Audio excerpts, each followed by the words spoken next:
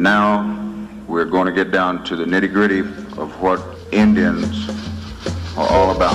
I still say we Indian people are believers in the truth. This is the way of life that was given to your people.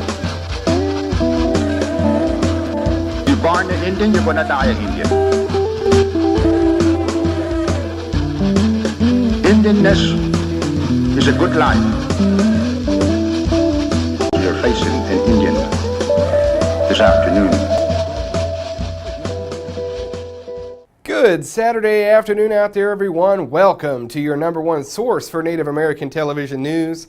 That would be Muskogee Vision, and that would make me, Jason Salzman. That would make Jared Moore behind the camera, and it's your favorite show right here on Tulsa CW19. So glad to be with you once again. We've got a great show lined up, lots of things happening to get to, lots of material out there. Also, going to take you to the vault again this week. A lot of people have been enjoying our From the Vault series. It looks at our archive material from days gone by. So lots of excitement, lots of great things going on here at Muskogee Media.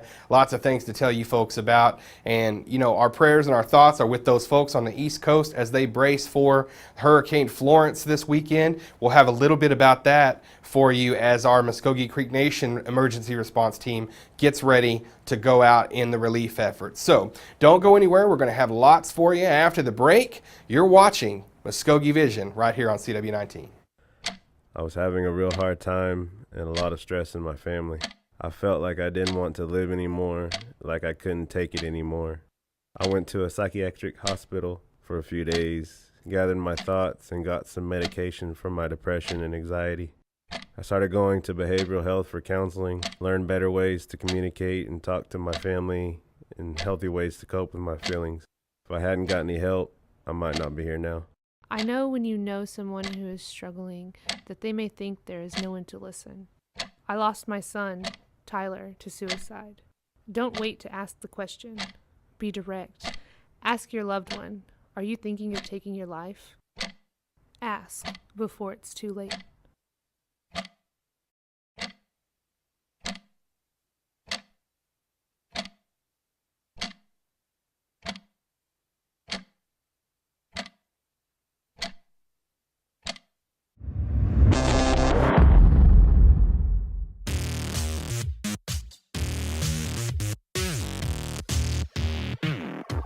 As part of our grand reopening, we're partnering with Muskogee Media.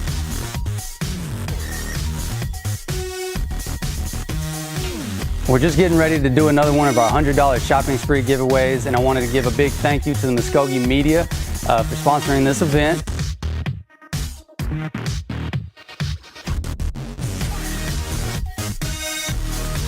Like Randy's Foods and Muskogee Media on Facebook and share this video for the drawing.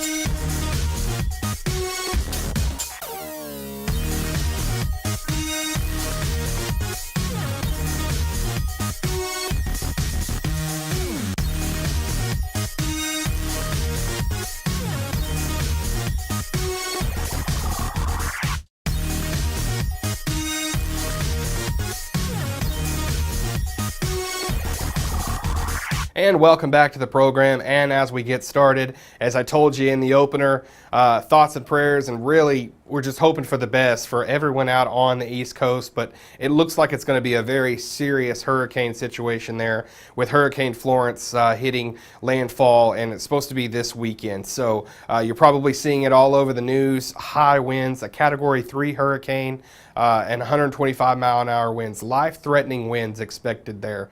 Much like last year when Hurricane Harvey hit Houston and devastated that city, our Muskogee Creek Nation emergency response team, made up of Light Horse officers and emergency response officials, went down to Houston, helped out there. We documented it here on the show. Well, now they're once again at the ready to be called on from FEMA and the Oklahoma emergency response team. So I talked with Light Horse Chief Robert Hawkins about their preparation and readiness to go help out with Hurricane Florence. Day before yesterday, we received the call. The call came down from FEMA to emergency management that they were going to be utilizing the teams from Oklahoma to go to the East Coast for this hurricane. Emergency management contacted me and told us what was brought to his attention, what they were wanting to do. So at that time, we went into mode. We got with the with Special Operations Captain, and we started preparing and started putting it together. You know, as everybody knows, we went down to Houston last year for the Harvey relief effort, and was a big success with that. You know, it was quite the experience for us. So, you know, we learned from that experience, so that now that what we're going to do when we're called to go to the East Coast is we're going to be better prepared, we're going to be better equipped, and we're going to have that know-how. You know, we're going to be able to really put that into action and jump right to it. So we've been preparing since yesterday. We met as a group, as a team yesterday, and we just put it all together. And now we're loading now and we're ready to go. Right now we have a 10-man light horse team, and then we have 2 from emergency management. And then there are 5 other agencies that are going to send in officers that are going to go with us also. I believe Muskogee County Emergency Management is sending one. And forgive me for not knowing the other agencies that are involved, but I think we're going to have probably right around 17 total staff that's going to go, 12 from the nation, 5 from outside entities. Once we get the call to go, we will be notified as to where our staging area is going to be. One staging area that we have heard, and this actually comes from the North Carolina Governor's office, and his press conference was at Fort Bragg in Fayetteville. And then there is another staging area, but being on the update that we got about the storm this morning and its change of direction, so to speak, we're not sure where that secondary staging area is. But once we arrive, once we are given our detail and our assignments, FEMA will be taking care of us the best that they can, providing services to us, fuel for our vehicles, our boats, cots, food, just whatever necessities that all these response teams are going to need. Now we are going well prepared. We are taking, of course, our boats. We're taking those with us. We have 3 4-wheelers that we will take. We have 1 side-by-side all-terrain vehicle that we're going to take, and then we have purchased cots and supplies that we're going to need while we're there. From what I'm understanding, that this could be a 10 to 12 day operation. Just depends on the extent of it, and from what we're understanding, it's going to be a big thing. And we want everyone out there to keep the Muskogee Creek Nation team in their thoughts and prayers if they are able to go out there, but also the folks out there dealing with the hurricane. And we'll keep you up to date on the Muskogee team as we get updates from them and how long they're going to be out there when they come back, and to get a wrap up from that. So I'll be talking to Chief Hawkins, and I'll have updates for you not only on MuskogeeMedia.com, but here on the program as well. Well, last week, actually a couple weeks ago, I had a chance to be the moderator and the MC for the Muskogee Creek Nation's 12th Diabetes Summit. And really, it's a great thing because this is a full day of information, workshops, guest speakers, activities for those people that are all in on just educating everyone and about the care and prevention of diabetes for our Muskogee Creek and Native people everywhere. So I had a chance to go and be the MC. I want to thank them for affording me that opportunity. But here was the Diabetes Summit.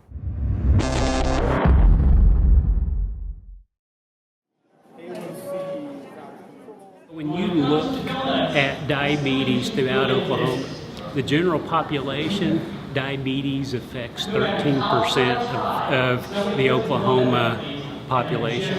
inside of Creek Nation, it affects over 23% of the population. We started this 12 years ago.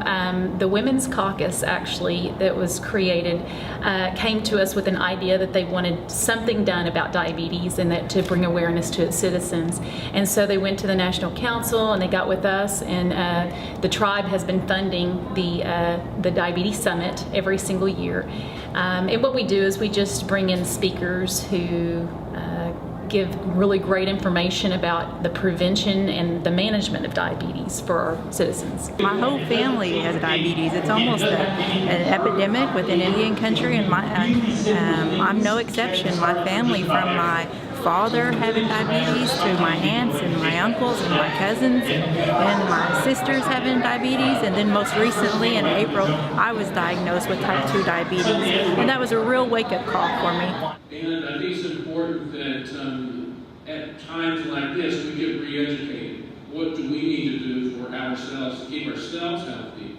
Probably more than 80% of my family was diagnosed with diabetes, and so, it was definitely, I was going to get that, at some point. But I think that if I had changed my diet and the way I ate early on, that it may not have been a factor in my life. Our people are much more susceptible to this disease, and we have to have strategies to fight it. And so this event is so important just because it brings awareness, it brings education to our communities, and it gives people that are affected by this disease a forum to come here and to learn and to educate so they can take this education back and spread it across the communities. 5, 6, 7, 8. To the right. People, when they leave here today, we hope that they leave with motivation for themselves, motivation for their families, just to take back a piece of knowledge to help them, not only in their lives, but in their families' lives as well, so that we can develop healthy habits for ourselves as well as the future.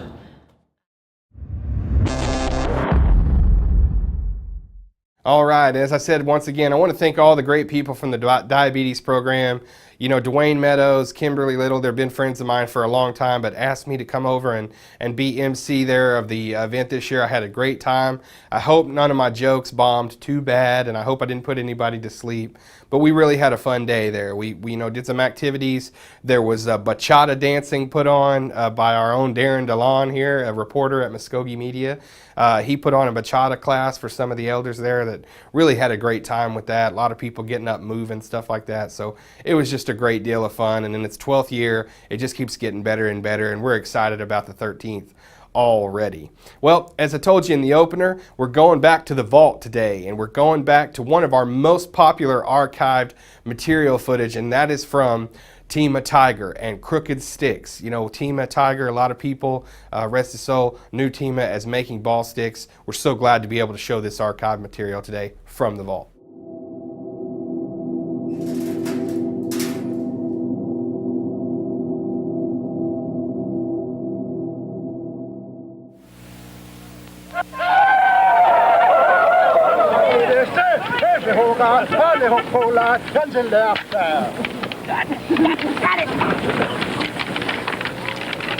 The game of stickball is an ancient sport, played by many Indian tribes of North America for centuries.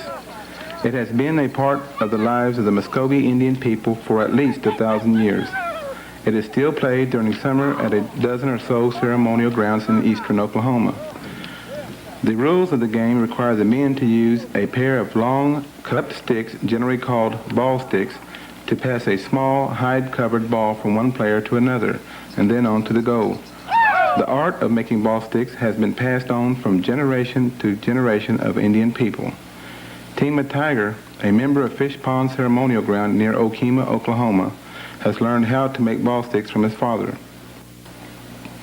Tima wants to make sure that future generations carry on these tribal traditions, particularly the art of making what the Muskogee people call Dogone, crooked sticks.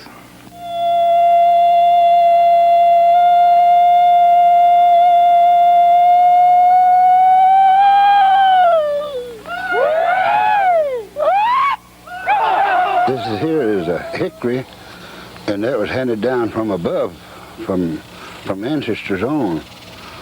And what little we know, we try to keep it going, you know. At our ceremonial grounds, that's where they use these at the ceremonial grounds. This is a hickory right here. And then you split that in two and find you one that's pretty good shape. And then split one. And that's what I'm going to have to do right now, just try to split one and hoping it'll come out right.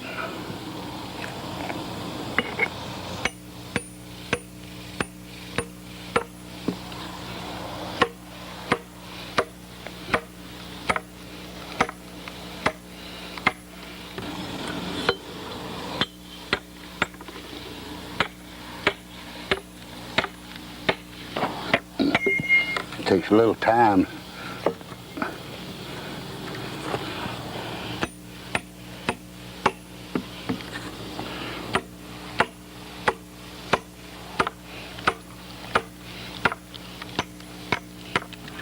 Now then, I hope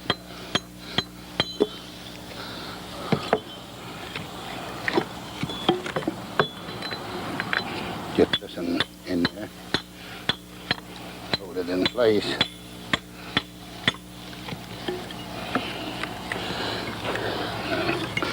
Get this one back right in here.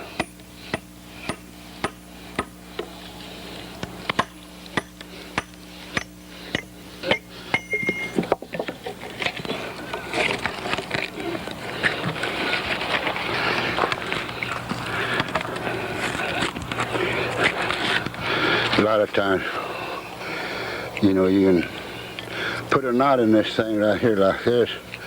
If you can, well, that's kind of a good, the way you can curve it and everything. You can tie a knot in it. But now, the first thing I do, I take a back part of this off here and then start on my whittling. It takes a lot of patience to do these things. I know a lot of other people probably got different ways of doing it, but like I said, I ain't got all that much tools. I just work by hand.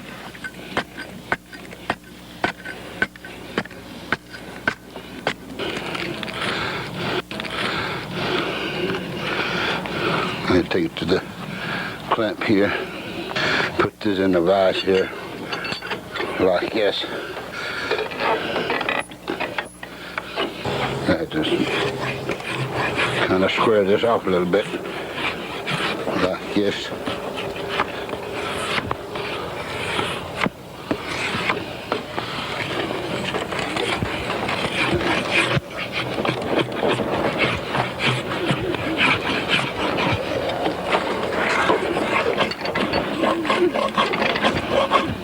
And I take it out and do the other side the same way.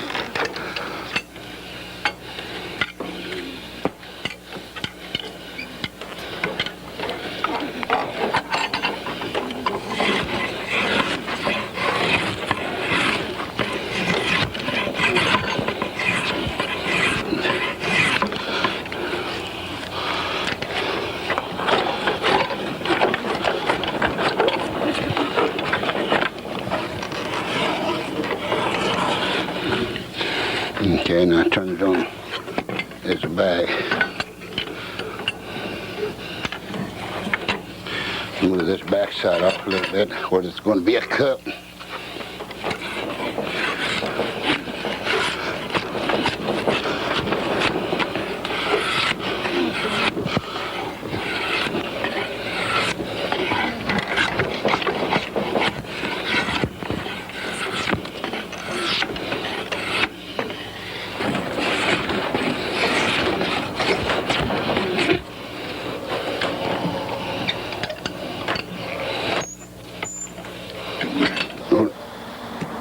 Hej, det är någon gammal norska namn där. Ro.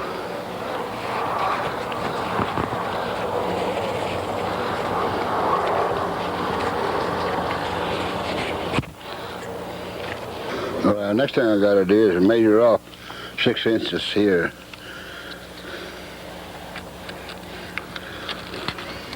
and about 16 inches for a cup. So it's going to be a cup right in there. So that's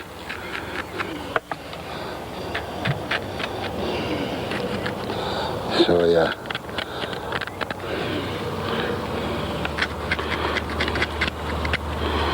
Okay.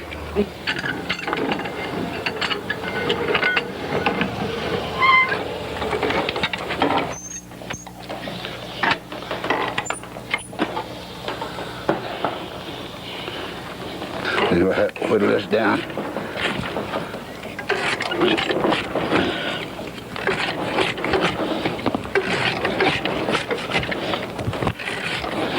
Make a cup here.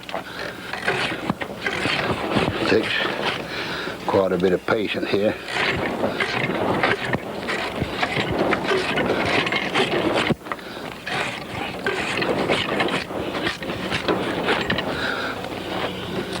Complete finish, it'll take about a good half a day. I done 2 pairs in a day, but it took a while.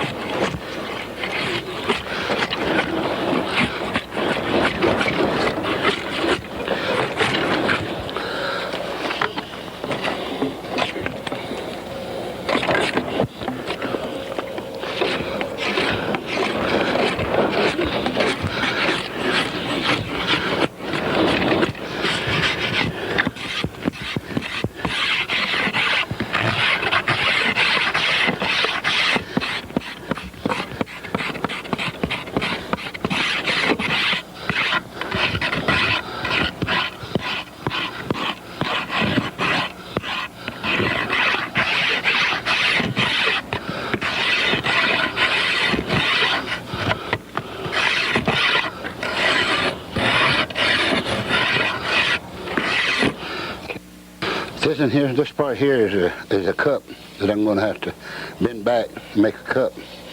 And it's 16 inches long right in here. And later on, when I get that cup made, well, I'm going to have to grind these off. These ridges here on make the handle part, and this here is on the side. So this is why I'm going to bend this and make a cup. A lot of times you have sometimes it's curve easy, and sometimes you have to work with it in order to.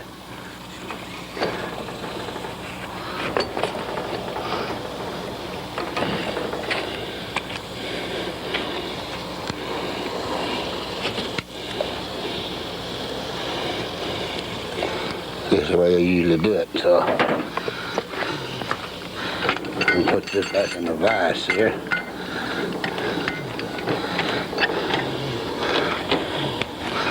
Like so, and then put this in there.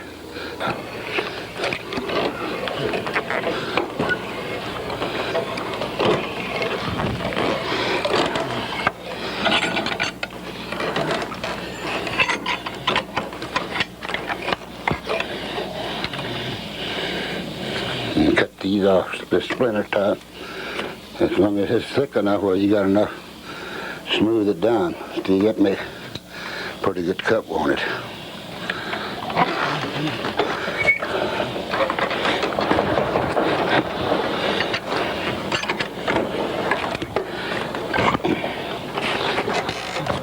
Okay, let me level that off a little bit. Hammer it down a little bit there. And now you get a pretty good cup on it. Now I'm going to clamp that.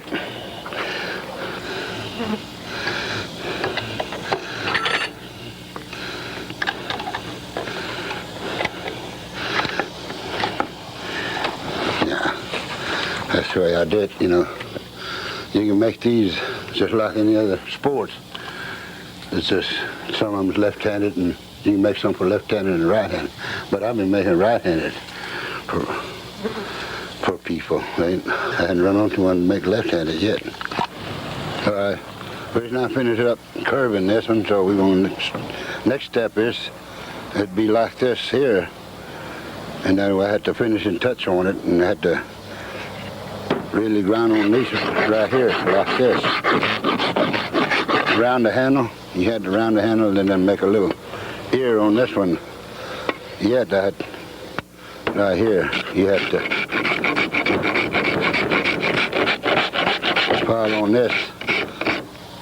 This in here is being going to the finish, but this in here is how you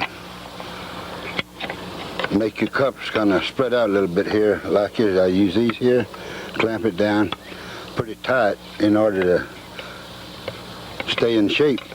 So I use this here to spread it, and then turn it around and use this other side like this and spread it. That's how the cup would stay in shape. And I use this here to clamp it down where it'll stay. Okay. So, and this in here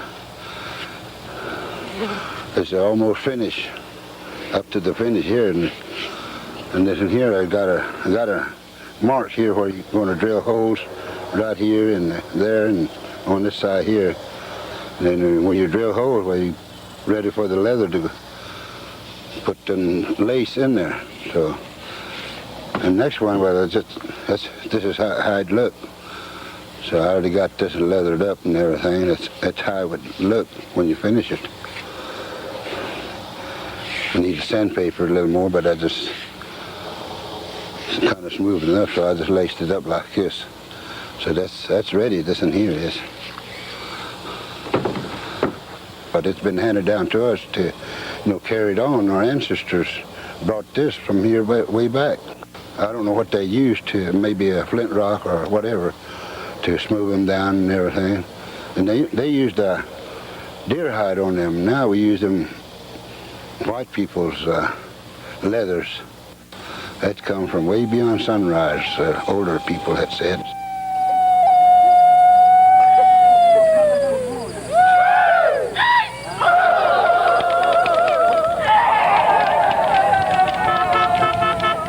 A lot of things we'd seen with our own eyes, and that we thought that's the way they'd done it, so that's the way we've been carrying it on.